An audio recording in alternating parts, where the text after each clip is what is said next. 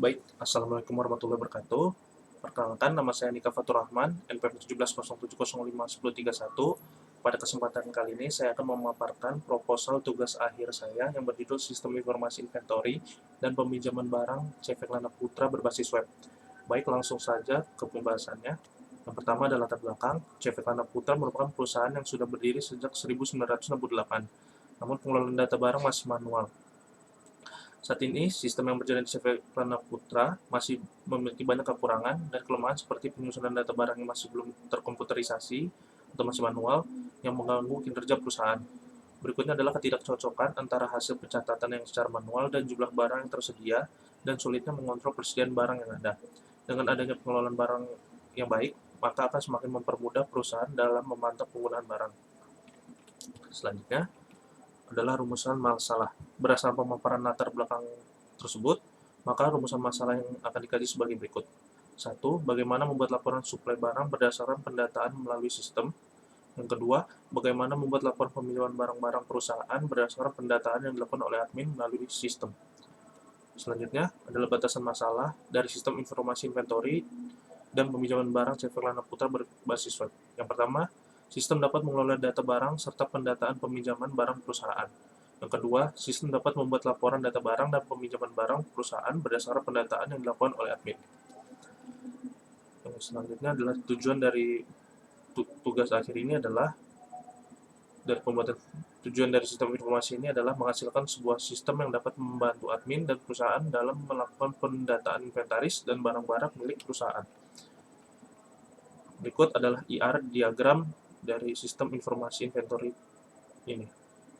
Yang pertama, karyawan melakukan peminjaman, lalu user melakukan proses, lalu masuk pada menu peminjaman. Setelah melakukan peminjaman, maka akan memiliki detail peminjaman. Yang selanjutnya akan memiliki detail barang, dan setelah memiliki barang, maka akan memiliki kategori. Yang berikutnya adalah use case diagram dari sistem informasi ini. Yang pada sistem informasi ini hanya memiliki satu aktor, yaitu admin.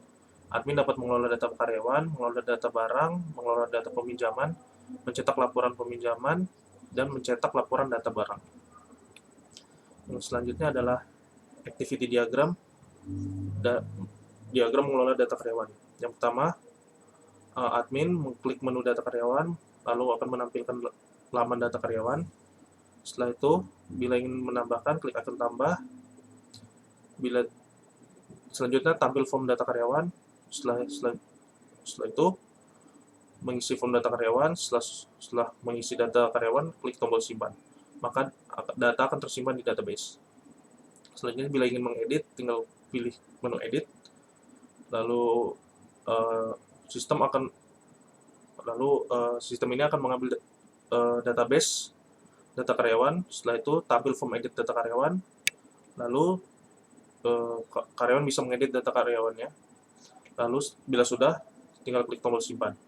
Bila ingin menghapusnya, klik tombol hapus, isi ID karyawan, lalu setelah itu klik tombol hapus data.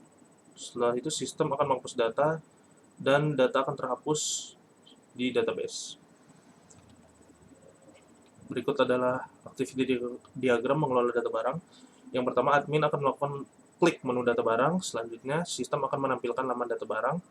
Berikutnya, admin dapat memilih tambah. Bila admin memilih tambah, maka akan tampil form data barang. Setelah itu, admin akan mengisikan form data barang. Bila sudah, klik tombol simpan. Setelah itu, maka data barang akan tersimpan di database. Selanjutnya, bila admin ingin mengedit, tinggal klik tombol edit, lalu data barang akan diambil dari database, lalu tampil form edit data barang, lalu admin akan melakukan edit data barang yang dilakukannya. Setelah itu, bila sudah dilakukan pengeditan, klik tombol simpan, maka data barang akan tersimpan kembali di database. Selanjutnya, bila admin ingin menghapus suatu data barang, maka klik tombol hapus, isi ID barang yang ingin dihapus, lalu klik hapus data, sistem akan menghapus data, lalu di database datanya akan terhapus.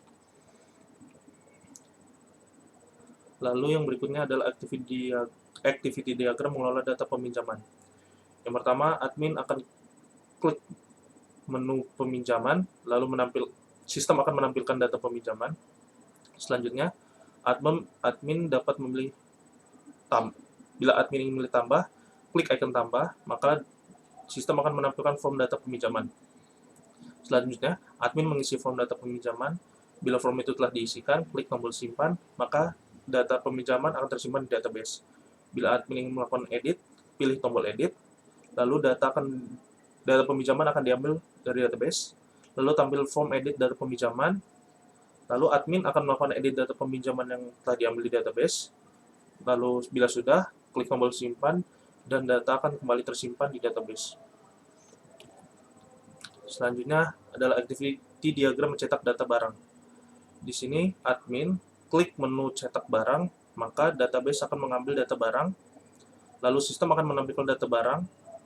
Berikutnya, klik icon export dari data barang tersebut, pilih tipe filenya, bila sudah dipilih, klik OK. Maka sistem akan mengekspor file sesuai dengan tipe yang dipilih. Berikutnya, activity diagram mencetak laporan peminjaman barang. Yang pertama-tama, admin akan mengklik menu cetak data peminjaman, lalu sistem akan menampilkan laman waktu peminjaman. Setelah itu, admin memilih waktu peminjaman. Setelah itu, admin akan mengklik view. Selanjutnya, database akan mengambil data peminjaman. Setelah itu, sistem akan menampilkan data peminjaman yang dilakukan. Admin akan melakukan klik icon export, pilih tipe filenya, klik OK, dan sistem akan mengekspor file sesuai dengan pilihan tipe filenya.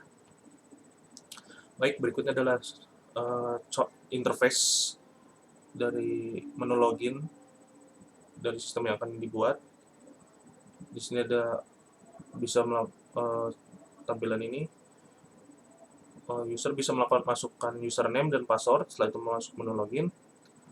Yang selanjutnya adalah menu utama dari sistem ini. Terdapat di beberapa bagian. Yang pertama ada master, yang terdiri dari user, kategori barang, data karyawan. Transaksi, yang terdiri dari peminjaman dan pengembalian. Laporan, yang terdiri dari data barang dan peminjaman. Dan lainnya, yang berisi tentang dan keluar. Baik, selanjutnya interface menu user. Di sini merupakan tampilan dari menu user. Bila ingin menambahkan user baru, maka tinggal masukkan nama dan password, maka akan mendapatkan ID user atau kode user. Selanjutnya adalah interface kategori barang. Di sini bila ingin menambahkan sebuah kategori, tinggal inputkan di ID dan ketikkan nama barang. Begitupun dengan ketika ingin mengubah atau menghapusnya. Selanjutnya ada data barang, interface data barang. Bila ingin menginputkannya, tinggal menuliskan nomor barcode, itu nama barangnya, dan dilanjutkan dengan jumlah barangnya, merek, nomor seri, dan spesifikasinya. Selanjutnya ada data karyawan. Bila ingin menambahkannya, inputkan ID karyawan, nama karyawan, nomor handphone, dan alamat, maka akan tampil di data karyawan.